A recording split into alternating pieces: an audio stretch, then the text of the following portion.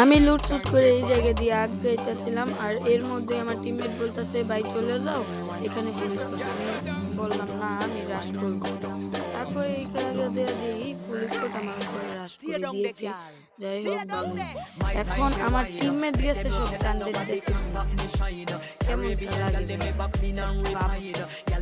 এখান দিয়ে যাই কি পুলিশ কোট তো আসে, আবার এখান দিয়ে দুইটা। যাই হোক ওই জায়গা দিয়ে পুলিশ কোট আরেকটু ওদের রাশ করে মেরেই দিয়েছে, আর আমি এখান থেকে আরেক স্পট মারার চেষ্টা করছি।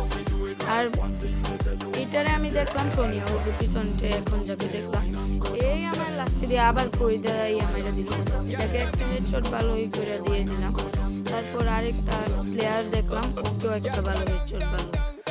তারপর এইখানে এই প্লেয়ারটা দেখছি সোনিয়া আবার কোথা থেকে আইসা আমারে মাইরা দিল।